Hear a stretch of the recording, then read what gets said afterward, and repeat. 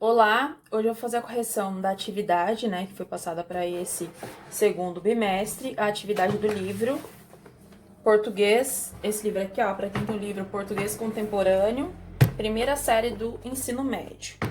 Capítulo 2, página 38, a gente inicia com a imagem, e página 39 são as perguntas.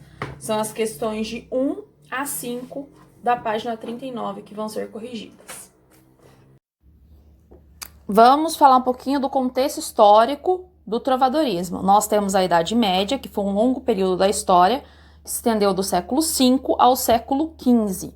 E nós estudamos no trovadorismo a Baixa Idade Média, que é do século XI ao século XV.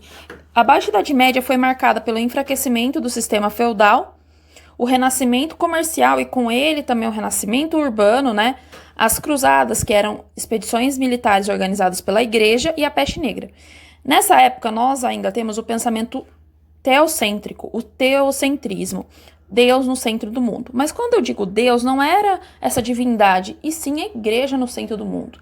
Então, a igreja representou essa relação entre o mundo divino e o cidadão.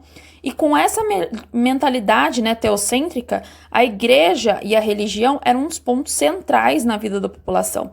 E elas usavam isso para poder controlar a tudo e a todos.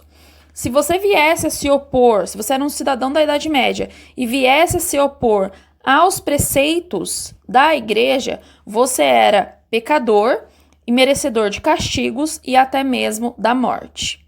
Essas questões, as questões de 1 a 5, elas se referem principalmente a essas imagens aqui.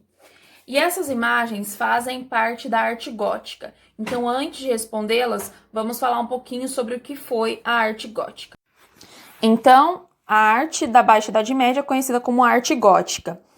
É uma expressão artística da Baixa Idade Média, e gótico foi um termo adotado posteriormente pelos renascentistas, de uma forma pejorativa mesmo, né, para indicar essa arte. Ela vem da palavra godos, que é o povo bárbaro, invasor e destruidor de Roma. Ela surgiu no norte da Europa, onde é localizado hoje a França, no século XII, e marca o sucesso da Igreja Católica. É uma arte com temática predominantemente religiosa. E dentro das igrejas nós encontramos abóbadas ogivais, que traziam maior verticalidade ao lugar e não eram apoiadas nas paredes, mas sim em pilares. Os vitrais, que eram grandes janelas construídas com ferro e vidro colorido, com temas religiosos, que mostravam espiritualidade para o interior da igreja, iluminação, e serviam também para sustentar, e as rosáceas, que era a janela em forma circular preenchida com vitrais.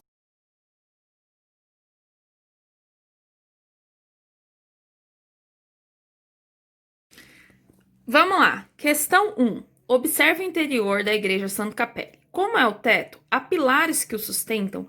Que efeito isso produz nesse espaço da igreja? Já falamos sobre as características, né, básicas da igreja gótica. Outra coisa, nesse cantinho aqui, ó, gente, sempre aparece esses boxes, tá? Então, a arte gótica surgiu na Europa, na Baixa Idade Média, se manifestou fortemente na arquitetura e as principais novidades em relação ao estilo românico anterior ao gótico foram os tetos abobados, sem colunas ou paredes de sustentações, e os vitrais. Letra A. Como é o teto? Há pilares que o sustentam? Que efeito isso produz? Voltando aqui à questão. O teto é constituído por abóbadas ogivais, certo? Abóbadas ogivais. Não é sustentado por pilares e o resultado é transformar, né? Deixar o interior mais ampliado. Você entrar dentro da igreja e achar um lugar, de certa forma, maior até do que ele já era, tá? Letra B. Como são os vitrais? Que efeitos eles têm na iluminação do ambiente? Então, eles são coloridos, eles apresentam motivos religiosos, ou seja, uma temática religiosa. E qual é o efeito dessa temática religiosa? Gente, grande parte da população aqui era analfabeta.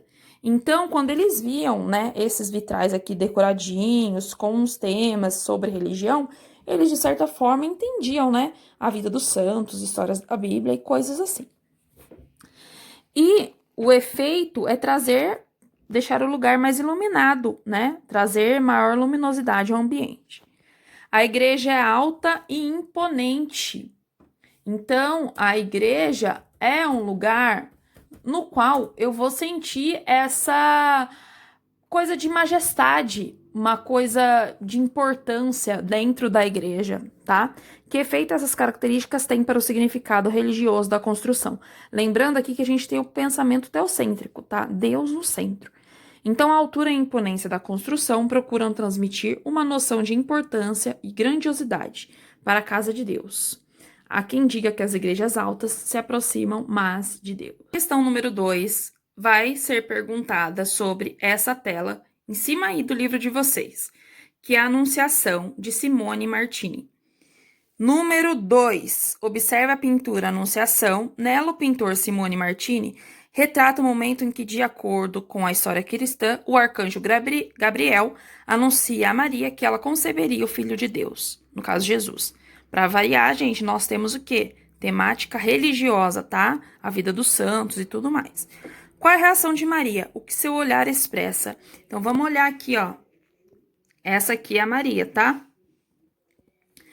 A Maria se encolhe.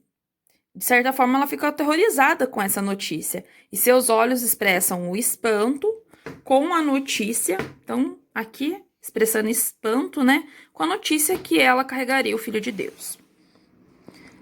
Letra B. O que o olhar do anjo expressa? Então, ó, o anjo aqui, o que ele vai expressar? Ele tá trazendo uma segurança e a certeza daquilo que iria acontecer. A número 3, na parte superior de anunciação, ou seja, sempre quando vier feita uma pergunta sobre algum quadro, o nome do quadro geralmente vai estar aqui embaixo. Vence muitos anjos em um céu que se abre. Na história cristã, o que significa essa aproximação entre céu e terra? Então, significa o quê? A relação entre o mundo humano e o mundo divino, que começa a existir com o nascimento de Cristo, em parte humano e em parte divino. 4. Observe a pintura São Francisco dá seu manto a um homem pobre, de Giotto. Essa obra representa uma grande renovação na pintura do final da Idade Média. Então, por quê? Porque aquilo que eu já disse, o Giotto, ele vai iniciar, de certa forma, essa pintura renascentista. Por causa da proporcionalidade entre o tamanho das figuras humanas e de outros elementos. Compara a pintura de Giotto e de Simone Martini. Então, aqui ele vai falar da comparação entre uma pintura e outra. Letra A. Qual das duas obras dá a ideia de profundidade? Por quê? Então, a primeira, Simone Martini, e a segunda, Giotto. Vamos lá.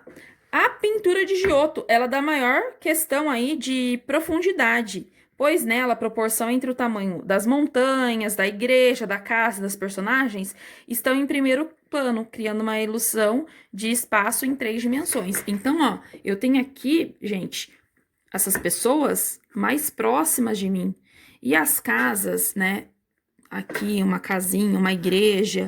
Por mais que essas casas sejam maiores que essas pessoas, como para mim, né, que sou interlocutor, parece que eu tô mais perto das pessoas. Então, elas têm que ser maiores mesmo. Então, ele lança essa questão da profundidade, muito utilizada depois para pintores renascentistas.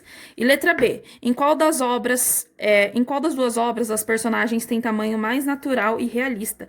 Na de Giotto também, né? Pois nela a proporção entre o tamanho de São Francisco e de seu interlocutor e do cavalo corresponde observada na realidade. Então, ó, nós somos interlocutores, aqueles que vamos ver, né? E eles estão mais próximos mesmo da nossa realidade. Na pintura de Simone Martini, a altura do anjo ajoelhado, então o anjo aqui, ó, ele tá ajoelhado, mas ele tá desproporcional a Maria. Parece que os dois estão praticamente aqui do mesmo tamanho. Número 5. Apesar de notarmos diferença entre as 3 obras observadas, que aspectos as aproxima e constitui uma das principais marcas da arte gótica e medieval? Ó, simples. O que tá presente aqui, ó? Essa imagem, por mais que elas sejam diferentes, tá? Essa outra imagem, que elas têm em comum? Essa questão de religião, tá? A religiosidade. Então, o que as aproxima é a religiosidade.